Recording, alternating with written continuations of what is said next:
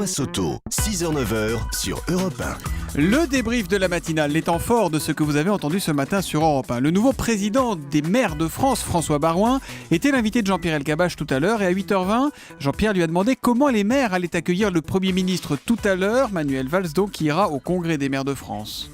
Il y a un état d'esprit qui fait qu'on va lui remettre une pétition au Premier ministre. Les maires ont plutôt l'habitude de recevoir des pétitions. Mais il peut y avoir du chahut parce qu'il y a du mécontentement. On ne va pas chauffer la salle. Je souhaite un dialogue républicain, profondément respectueux, et je souhaite surtout que le Premier ministre nous entende. Cette initiative, elle est unique et elle demande une conférence d'urgence de remise à plat des finances locales. L'enjeu, il est énorme. Demain, les députés français sont appelés à voter sur la reconnaissance de l'État de Palestine. Qu'en pense Israël ? Écoutez le vice-ambassadeur de France en Israël, d'Israël en France, Zvital. Il était mon invité tout à l'heure pour la question qui fâche de 7h15 sur Europe 1. Il s'agit d'une reconnaissance par le Parlement français et non pas par l'exécutif. Ce que nous dit le gouvernement jusqu'à ce jour, c'est que sa position n'a pas changé. En gros, le Parlement peut s'amuser, mais il n'est pas question que François Hollande ou le gouvernement reconnaissent un État palestinien. C'est ça ce que vous dites, c'est la position d'Israël ? Le Parlement, je crois qu'il ne s'amuse pas. Oui. Il y a un reflet d'une certaine position, bien entendu, mais il faut finalement être réaliste. Voilà, Zvital, l'ambassadeur d'Israël en France, dans la question qui fâche de 7h15 tout à l'heure. Peter Hart, l'homme qui a réformé le marché du travail allemand dans l'ombre du chancelier Schröder, était mon invité pour l'interview Vérité à 7h45. Je lui ai demandé si, selon lui, la France s'était suffisamment attaquée au problème du chômage. Eh bien, je pense que la France a beaucoup de têtes bien faites et qu'elle a identifié les problèmes.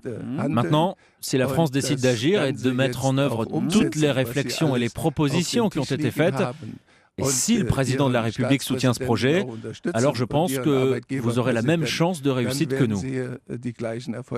Vous êtes très très sévère avec Peter Hart sur Twitter. Il faudrait croire ce monsieur qui a précarisé l'emploi en Allemagne. Réagit ainsi High Pressure 59. À mon avis, c'est un grand malade. Des petits boulots pour les étudiants, oui, mais comment vivre avec 450 €? Ou encore l'esclavagisme moderne à 700 € par mois, que ce monsieur montre l'exemple, nous dit Guillaume Lamarck sur Twitter avec le hashtag un matin. Mais que faisait ce petit garçon de 2 ans, seul, en pyjama, dans les rues de Condé-Lescaut près de Valenciennes à 6h du matin? Pourquoi personne n'est venu le chercher au commissariat pendant toute la matinée? Écoutez les explications de notre correspondant Lionel Gougelot, c'était à 7h30. Son signalement est largement diffusé à la crèche et à l'école, mais personne ne le réclame. Et c'est finalement à midi que la mère, une jeune femme de 19 ans, se signale au commissariat. Elle explique un peu confusément qu'elle avait organisé une soirée la veille à son domicile et que c'est sans doute parce que l'un des invités avait mal refermé la porte en partant que le petit garçon est parvenu à sortir au petit matin. La justice décidera de son sort dans les prochaines heures. Lionel Gougelot, correspondant d'Europe 1 dans le Nord. Et puis nous vous en parlions dans le journal de 8h. Les bergers vont manifester avec leurs moutons aujourd'hui à Paris. Ils sont inquiets des attaques de loups, de plus en plus nombreuses, disent-ils.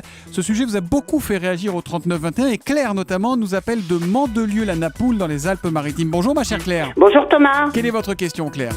Ma question est la suivante. Comment font les bergers en Italie ou en Espagne pour se protéger du loup ? Ah ben voilà, c'est précis.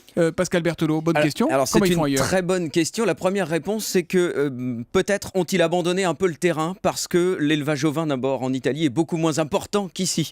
Donc d'abord, si on n'est plus là, il y a moins de problèmes. Ça, c'est la première réponse. Deuxième réponse, et la plus importante, c'est que le loup en France a disparu totalement entre 1937 et 1992. Et donc il est revenu en France. Et donc nous, on a perdu l'habitude de vivre avec le loup. Et donc on ne sait plus trop comment faire. C'est pour ça qu'aujourd'hui, c'est catastrophique. Il se déplace très vite, il va très loin.